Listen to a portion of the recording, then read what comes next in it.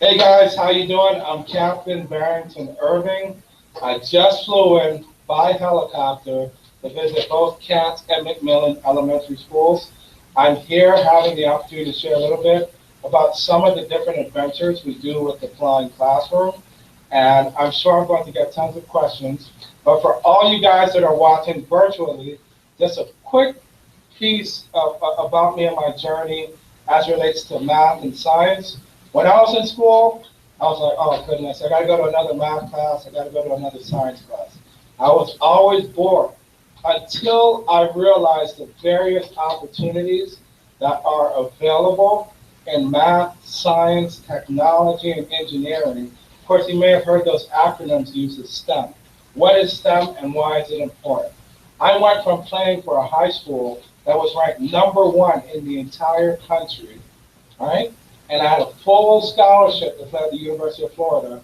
But my life changed when I met an airline pilot. I met him out of the blue in a store, and he walked up to me and said, "Hey son, have you ever thought about becoming a pilot?"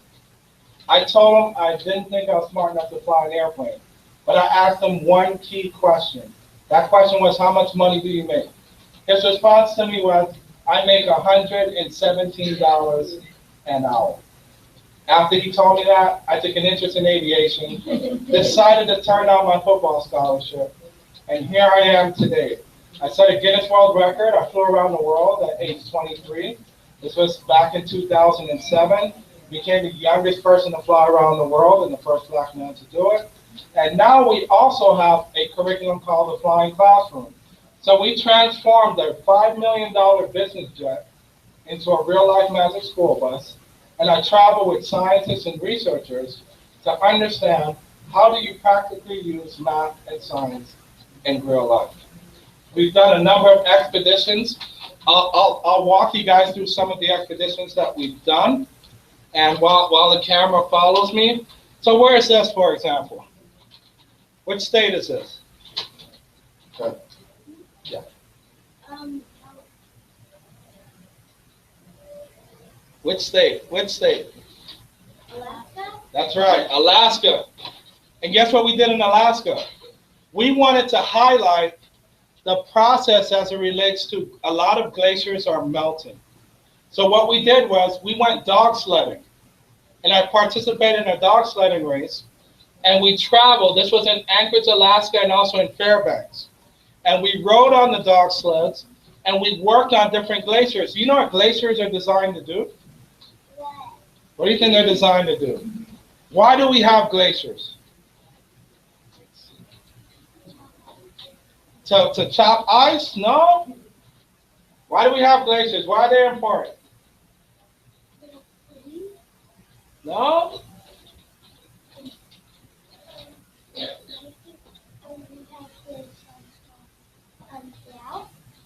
Let me tell you why.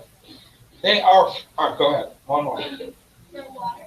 Yes, for fresh water, but let me tell you why else. Glaciers are frozen capsules. What exactly do they capture?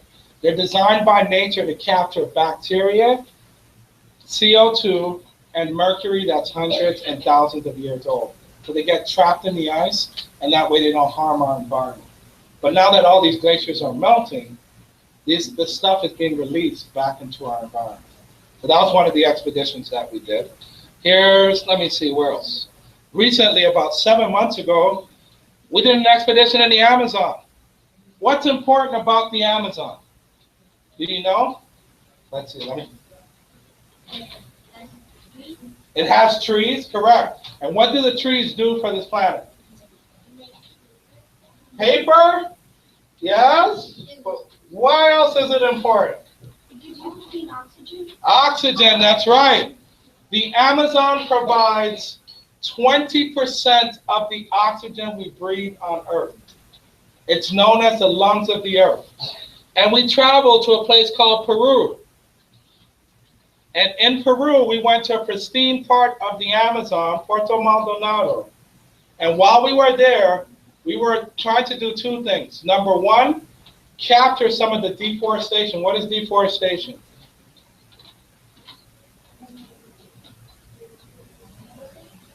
right? So what we were doing was looking to see all the different trees that they're cutting down. Because we need the trees to produce what? Oxygen energy. Now, while we were there, we saw a lot of trees, and these trees were 70 years old, 100 years old, and they were being cut down. However, we were also there to track down a very dangerous creature known as a lancehead viper snake.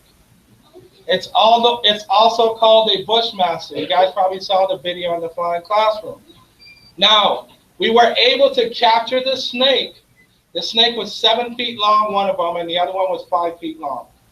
And what we did was we collected the venom as well as the DNA. So we had to put a needle in the heart of the snake without killing it. So we carefully extracted the blood, and guess what scientists figured out? If you alter the DNA as well as the venom, you can fight against heart attacks and heart disease and help human beings, as deadly as these creatures are. Now, one of you guys asked me a question a little bit earlier about a place called Jellyfish Lake. Where is Jellyfish Lake located?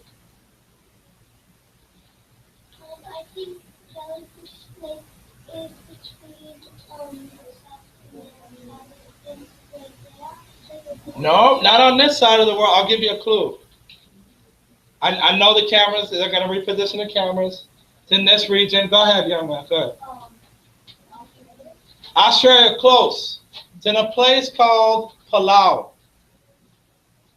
Palau is 500 miles south of, you ever heard of a place called Guam? Yeah. What about, have you guys ever heard of a place called the Marianas Trench? No. What's important about the Marianas Trench? What is so important about this place? Do you know? I think it's the deepest point in the ocean. That is correct. It is the deepest point in the ocean. So we traveled to this group of islands known as Palau, and it's located, it's like somewhere out here.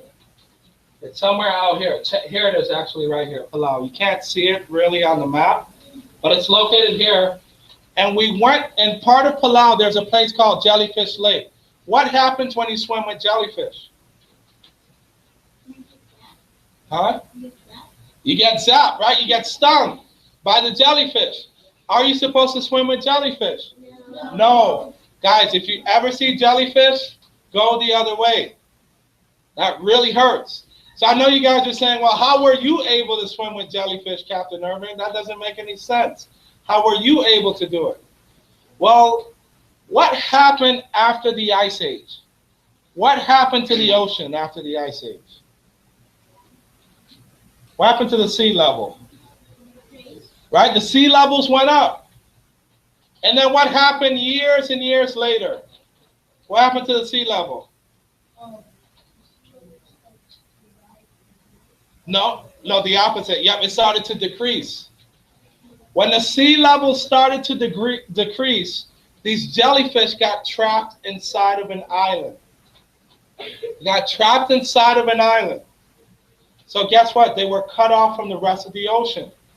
So rather than giving up, these jellyfish decided to teach themselves how to eat a different food source. What type of food source did they eat instead? Do you know? What's inside the water? If they have access to no fish, or what else could they eat? Seaweed? You're getting close, getting warm. Go ahead. Girl, getting warm. Correct. Plankton inside the water. Plankton inside. So these jellyfish taught themselves how to eat the plankton inside the water. Now, when animals adapt to different environments, what happened to those jellyfish, you think? If they're no longer having to hunt down fish and other creatures, what do you think happened to them physically? That people, because they didn't Correct. Correct. They no longer needed to sting their prey. So some people still have a reaction to these jellyfish. In my case, I didn't. Because when they sting you, the venom that they release, when they sting you, It's not as potent because over hundreds of years, their makeup changed because they no longer needed to hunt prey. Right? They're just eating the plankton inside of the water. So that was jellyfish slave. Any other questions? We have a few minutes. So I'll take a couple more questions. Were you able to go ahead and do the garbage project? Yes. Was I able to do the garbage? That's correct. I was. Can you tell us about that? Sure. You guys know where California is? Yeah. Of course. So we wanted to highlight food waste and bacteria. Do you know we waste a lot of food in this country? Yeah. What better way to prove that point? We traveled to a place called San Diego, California, not too far from here. And I worked with a gentleman named Rob Greenfield. And guess what we did in order to teach you guys about food waste and bacteria?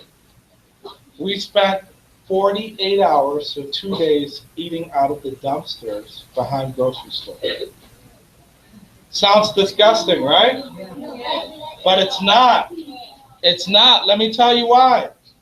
Grocery stores throw out a lot of good food each and every single day. Do you know how much good food we found in our first hour of dumpster diving? 70%? No. 90%? We found over 500 pounds of good food within our first hour of dumpster diving behind a grocery store. And the name of the grocery store was Sprouts Grocery Store. Right behind there. Over 500 pounds of food. And guess, of 500 pounds, how many pounds do you think were spoiled?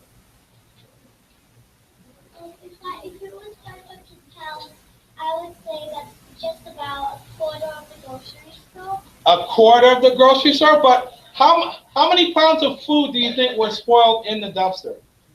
100 pounds? No? No? 300 pounds? No?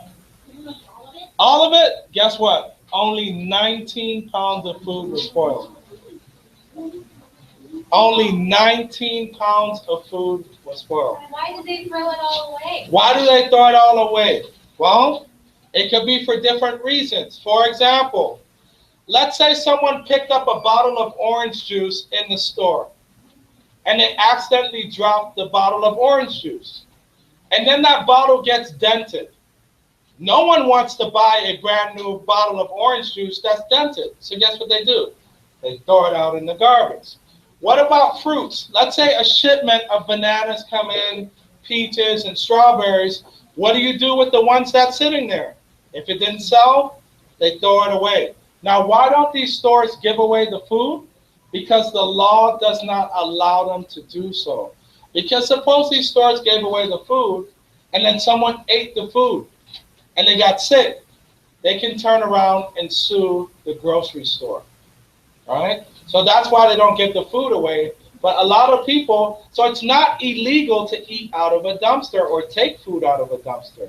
It's illegal to dump food in a dumpster. Now, of course, if a dumpster has a lock on it, it is illegal to go inside of that dumpster.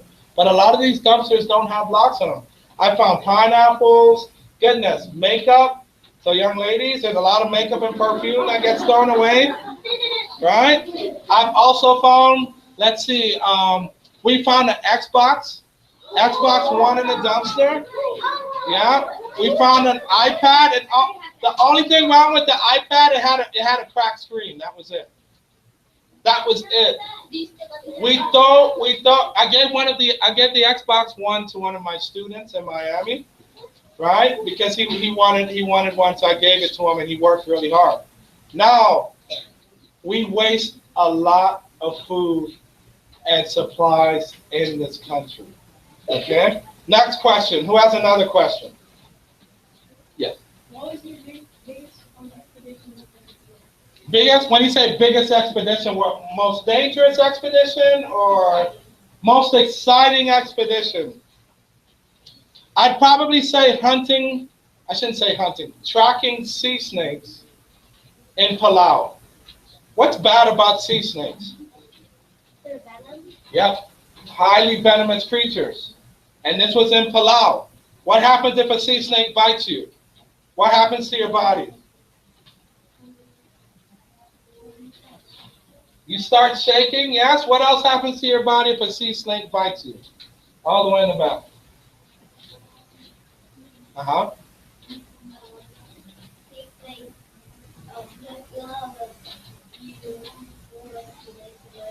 Few minutes to live, that's correct. You'll probably die within about 30 to 60 minutes. But what is it about the sea snake? What does it do to the body? It can make you very ill, that's correct. When venom enters the human body, what does it do? What does it immediately do? It affects the body. But which part of the body does it affect?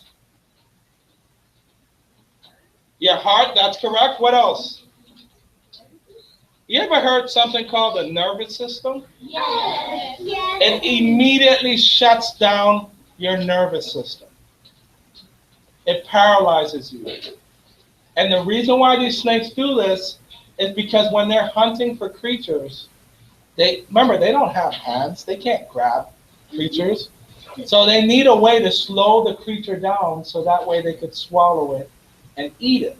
Now you have other creatures that strangle their prey, right? They squeeze they squeeze pressure, a tremendous amount of pressure on their prey, and basically shut down their heart rate. Okay? Next question. Can you tell us where you're going next? Can I tell you guys where I'm going next? Yes, I can. In about 3 weeks, I'm going to learn to become a beekeeper. That's going to be one of our next expeditions. Why am I going to learn to become a beekeeper? What's so important about bees? Actually, two things. One is for the honey, and two is so that you can get the honey without them stinging you and without you hunting them. That's right, the honey, right? Get the honey. And what else is important about bees? Go ahead. They're becoming extinct in some places. That's correct. What else is important? Also,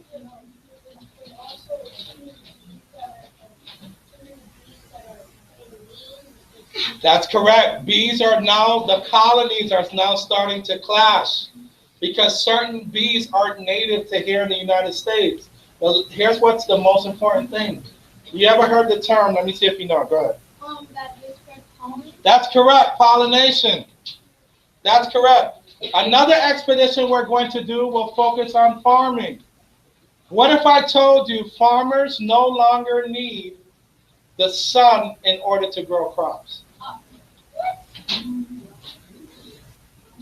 So you guys ever learned about seeds? I remember when I was in school and they're like, oh, this is a plant cell and this is seeds and this is, I'll be like, oh gosh. All right? Well, scientists have figured out a way to do something cool with plants and seeds. They're taking ship containers and growing crops inside the ship containers. We're also going to do one on space exploration. So we're going to travel to Houston, Texas, and I'm going to wear an astronaut suit, and we're going to ride around in one of the new rovers that they've created for astronauts. And we're going to ride this rover. Do you know they've replicated the surface of Mars here on Earth? And we're going to ride this rover on that surface. Another expedition we're looking to highlight is 3D printing of food. You can 3D print food now. Or reading here, they focus on 3D printing. 3D printing. So 3D printing is very important. It's going to change a lot of things. So just, you remember how back in the day, how did people watch TV back in the day? Huh? That's right, they listen to the radio.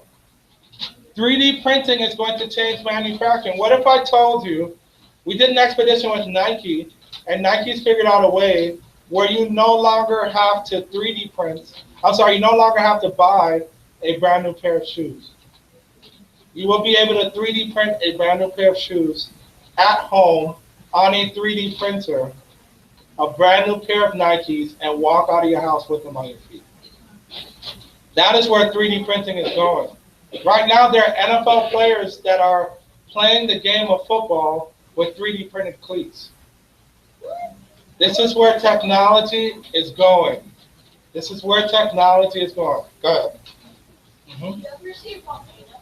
Have I ever seen a volcano? Absolutely. I went to a place called Hawaii, and we went to the Big Island.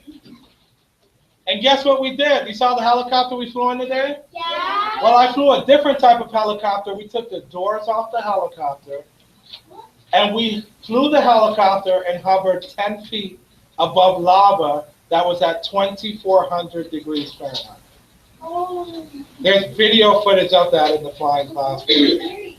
Now, right after we did that expedition, 2 weeks later, that volcano in Hawaii erupted.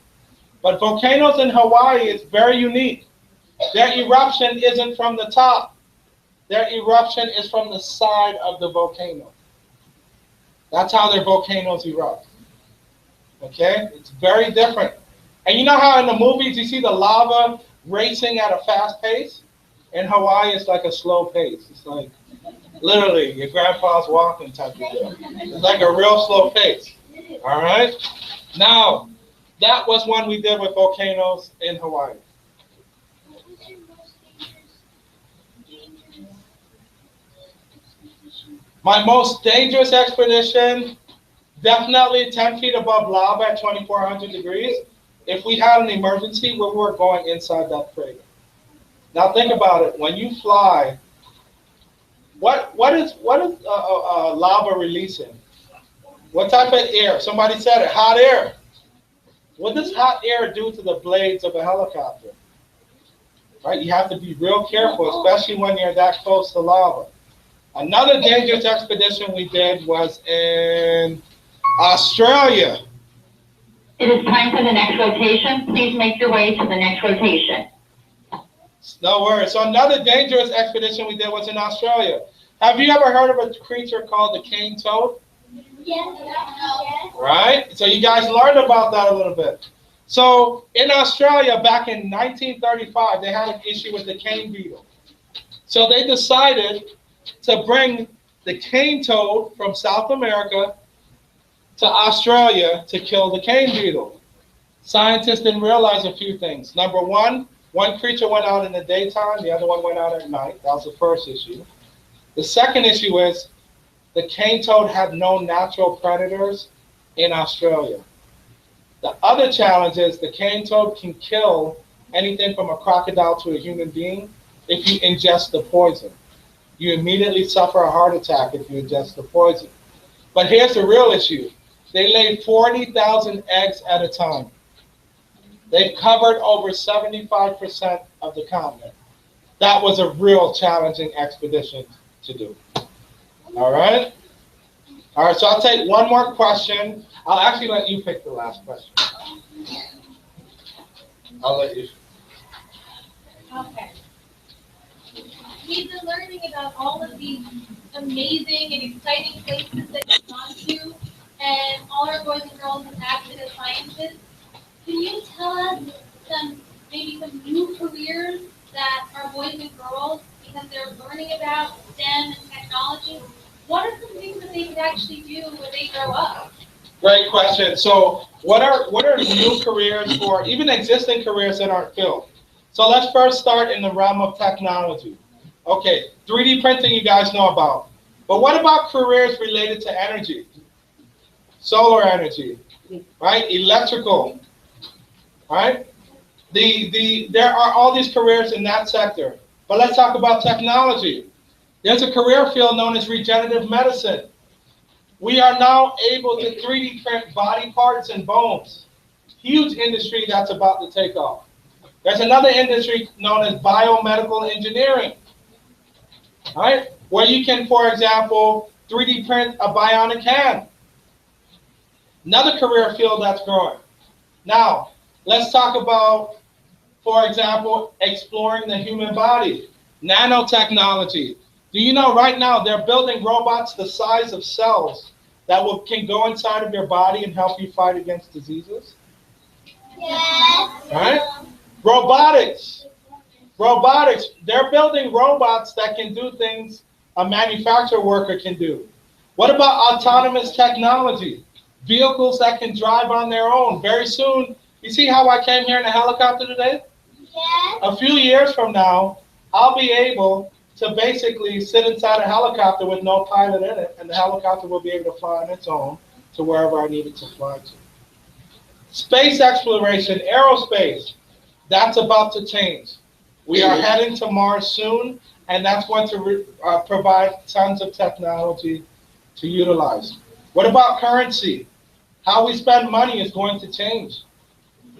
How we spend money is going to change.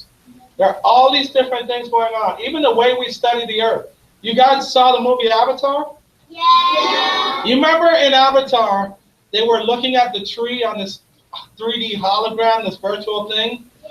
And they were the bad guys, they were looking at it and they're like, okay, we're gonna attack from this angle and that angle. What if I told you that exists in real life today? I know that. It exists in real life today. So there are tons. So how do you learn about this stuff? Two things. Read, right? Read amazing magazines. Popular Science, right? Popular Mechanics. You have this stuff in your library. Or you can go online. You guys ever heard about a place called, you guys heard about Dubai, right? I'm sure, right? Yeah. All the fancy cars, all the fancy houses.